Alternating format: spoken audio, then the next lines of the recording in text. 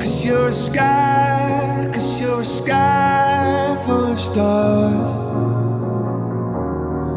I'm gonna give you my heart. 'Cause you're a sky, 'cause you're a sky full of stars. We're here at Zetland Park in Grangemouth for the launch of the new tennis courts, and also for a world record attempt where 771 people turned up to try and keep a tennis ball in the air for 10 seconds. At the 7th attempt, the children and teachers and parents from local primary schools managed to beat the record with a new total of 679, and we'll be sending that information on to Guinness to validate.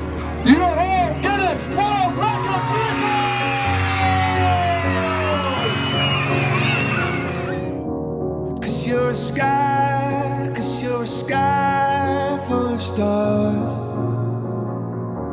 Over the past few years, we've done a lot of work to develop community tennis in Aberdeen. So in January 2015, Matt Carswell started as Tennis Development Officer for Sport Aberdeen. So his post is joint funded by the LTA and Sport Aberdeen. And Matt's done a great job of developing the programme at Westburn Tennis Centre, building up the number of coaches for the programme, and also working with local partners. So he's launched a Tennis for Free programme at Westburn Tennis Centre on the outdoor courts. Leon Smith came up the other week to launch the Give It Your Max programme in Aberdeen, which is to give some children in Aberdeen the opportunity to play tennis in their schools who maybe haven't had the opportunity to play previously. Overall, it's been a busy year for Matt and Sport Aberdeen and Aberdeen City Council, and we look forward to working together going forwards over the next few years to further develop both community and club tennis sites across the city. I'm gonna give you my heart. 'Cause you're a sky, 'cause you're a sky full of stars. 'Cause you light up the park. I don't care, go on. I think the floodlights will benefit the Meadow City Tennis Club greatly. During the winter months, when it starts to get dark, they'll be great help, and will hopefully encourage people to play later. And after a cold night's winter's game, you can go get a hot chocolate in the pavilion. It's allowed us to continue our programme into the winter. Last year we unfortunately had to bring the sessions forward on Monday, Thursdays and Fridays, but due to the lights now we can continue our programme well into the night. So tonight we're here till 7 o'clock, and the first session we did of the semester we had about 45 people, so it's been really beneficial in terms of attendance, participation, just allowing us to boost our numbers, and obviously you can see tonight it's not the warmest of nights, but we've had a great turnout tonight, and hopefully we can continue.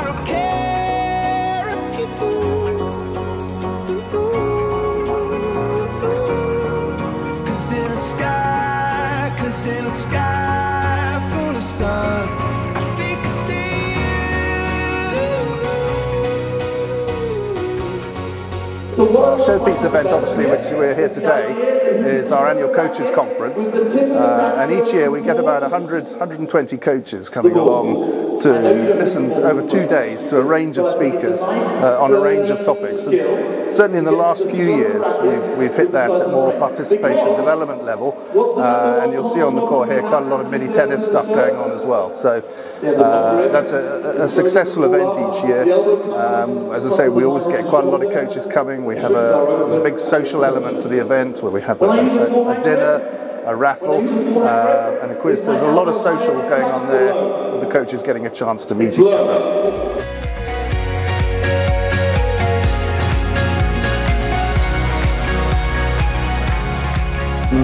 We also run an apprenticeship scheme whereby we offer people between 16 and 19 a real chance to get into tennis, but also alongside that to give them a grounding in sports development. So we give them all their tennis qualifications, level 1, level 2 and level 3, but alongside that, through our partners, the Sports Academy of Scotland, they get a level 3 award in leisure management, which is quite a significant qualification. And again, we've had 4 apprentices in the last year. 2 of them have gone all the way and passed their level 3 course. So some success there, and we've got one now who's going down in development as well.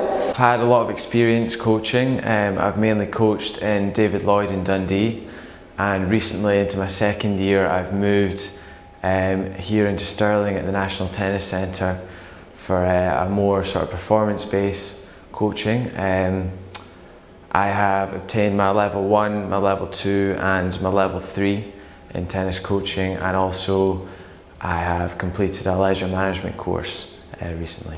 What I want to achieve out of my apprenticeship is to obviously become fully qualified, to be self-employed, and to be able to try and teach a lot of variety of different ability levels of tennis, and to hopefully have a career in tennis at Prescott, but if not then somewhere in Scotland that will help me make a living and have a good life coaching tennis, and be able to share my knowledge with other people and be able to tell them all my experiences and what I've actually done. It's given me a chance to just go into it full time and just get lots of experience, and a lot of experience, a lot of hours, and I've learnt lots so far, and hopefully it'll propel me on for the future. Over the past year, we've done a number of teacher training courses following on from the last few years at primary and secondary school level, and also some inclusive tennis courses for teachers. And there's been a great deal of emphasis now on trying to create stronger pathways between schools and clubs and community tennis sites, and also trying to develop competitive opportunities at both primary and secondary school level.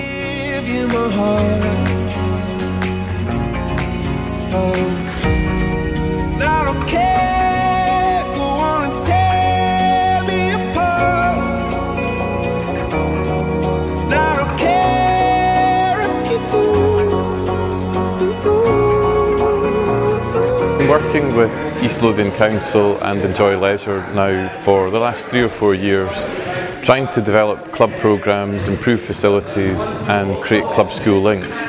Today we're in Sanderson's Wynd in Tranent, a local primary school, where we've got the Tennis on the Road show, which East Lothian Council are working in partnership with Judy Murray and her team to deliver tennis training for teachers, parents, and to get a lot of the local kids involved. East Lothian's been a real success story for Tennis Scotland, and we've been working in partnership with the council to employ a local development coordinator, and Stuart's been in post for 2 years now. He's helped to develop a number of clubs, significantly grow club membership, and create some new programmes in areas where tennis didn't happen at all before. And we're looking forward to the next phase of that, which will be to deliver a number of new facilities where we can expand the tennis programme and get more people involved. We've seen great number increases in terms of club membership, but in terms of the school programme, we've got over 1,000 kids playing in the last couple of years. We've got 170 members now in Longniddry, over 130 Musselburgh.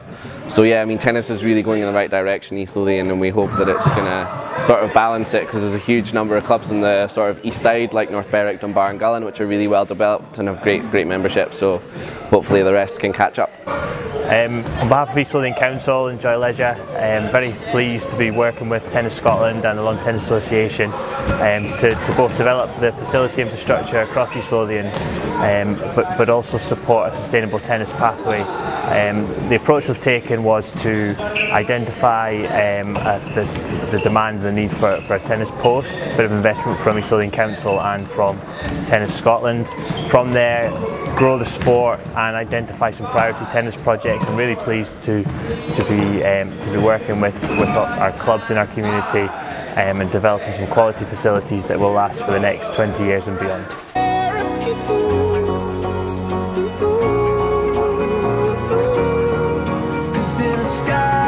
Here today we're at the Emirates Arena, so this is in the east end of Glasgow, and over the last 2 years we've worked quite closely with Glasgow Life on the Glasgow Community Pilot, and we've done lots of activity in the northwest of Glasgow, working with Drumchapel Tennis Club over Knightswood and Drumchapel Park. So that activity is still ongoing and has been very successful over the last couple of years. And our next project really is going into the east end of Glasgow. Again, not much tennis provision, only one tennis club in the area, So we're really looking at the area and seeing how we can develop tennis. So here at the Emirates Arena today, this is a starting point. We've got lots of kids in here trying tennis today. We've got festivals we've had in the morning and this afternoon. And this is really sort of the end product of a schools outreach program that we've run in the area, and we've had around about 15 schools take part in that. So the idea is after today, the kids are actually going to get invited to a mini tennis academy which is starting next week at the arena, and it's going to take place in the badminton courts here. With the hope is obviously that we get lots of numbers and we can really show that there's a demand for tennis, and then hopefully we'll look at throwing in some facilities in the near future. What a fantastic event to see so many kids playing tennis and getting the opportunity to play tennis. For me is just truly great, and I hope that we can continue to do more events like this and encourage more kids to play such a fantastic game.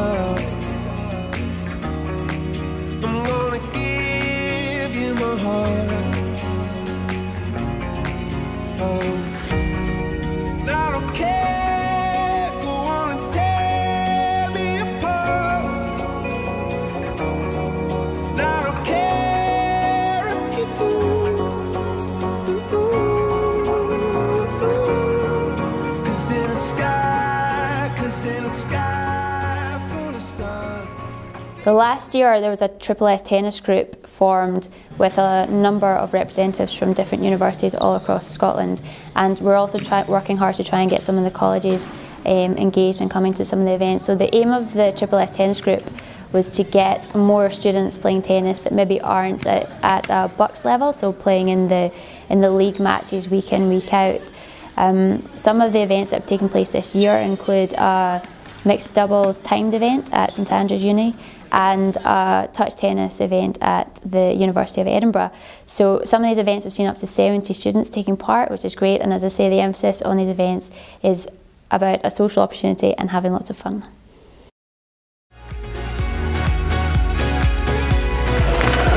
This year has seen a 50% increase of weekly disabled tennis players playing tennis in our Disability Tennis Network. We work closely with Scottish Disability Sport on their Parasport Festival programme across Scotland. The activity you've seen here today was a tennis taster at the Forth Valley Parasport Festival with Kevin Simpson leading the session. There's players with a physical and sensory disability taking part in the session. The Parasport Festivals are a major focus for us to try and attract sensory and physically disabled people into tennis, and through these festivals we try and then signpost the players onto our Disability Tennis Network programmes. There's 6 disability tennis networks in Scotland now: Aberdeen, Dundee, Stirling, Edinburgh, Glasgow and Prestwick. They're quite well spread out geographically, and within each network we've got more than 20 tennis venues that are delivering disability tennis programmes, all linked into these networks.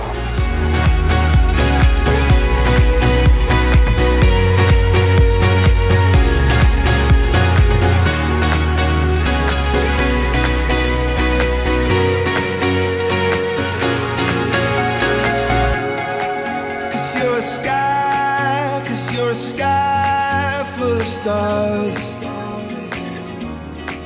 I wanna die in your arms. Cause you get lighter the more it gets dark. I'm gonna give you my heart. I don't care.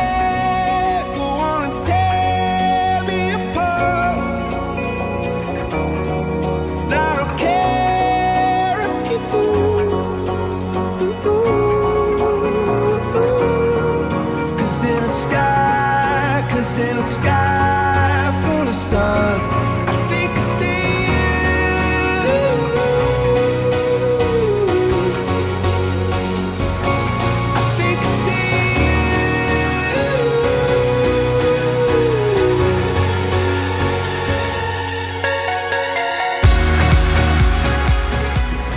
Well, this year has seen another fantastic year for Tennis Scotland.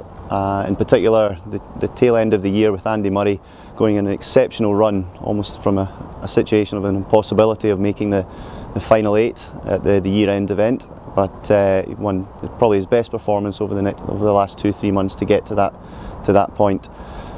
We also had a great year in junior tennis, particularly in the junior Grand Slams. We had 4 girls at Junior Wimbledon. We also had girls competing at the start of the year in Australia with Izzy Wallace. And again, at the tail end of the year, we had the US Open. We had representation there as well.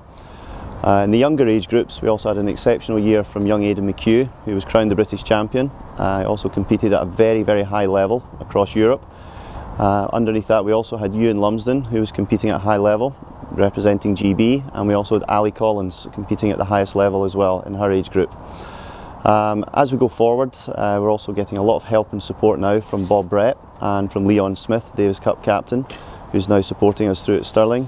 So the future is looking very good and very healthy for Scottish tennis.